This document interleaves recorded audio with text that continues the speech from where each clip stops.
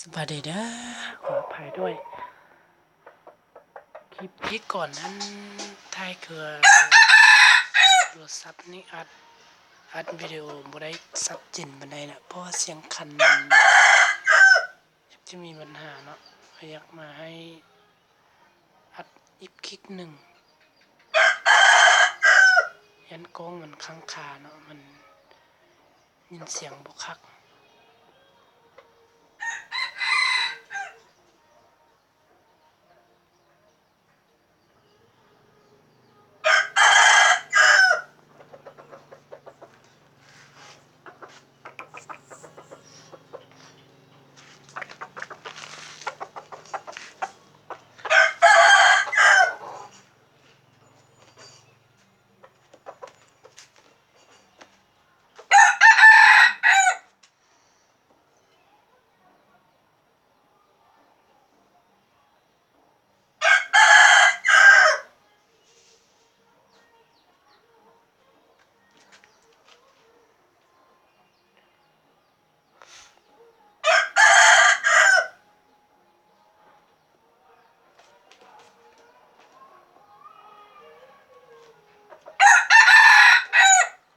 ตัวเมื่อกี้ขันอยู่ทางนี้นะ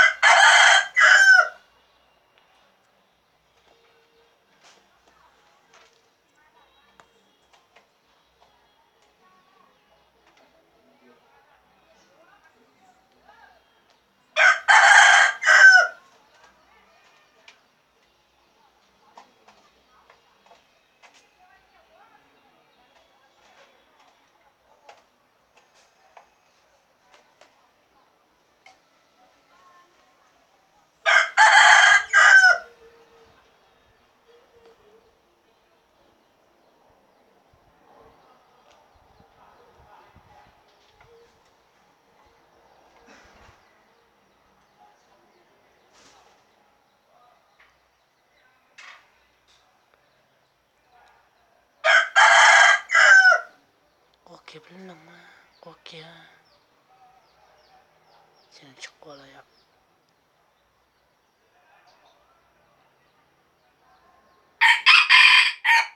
ก็เลยต้องสนะคล้ายๆที่มักไก่โตเนาะขอติดตามด้วยเด้อขอให้กดติดตามกด1 ไลค์1 แชร์นะเนาะกด1 ติดตามเนาะ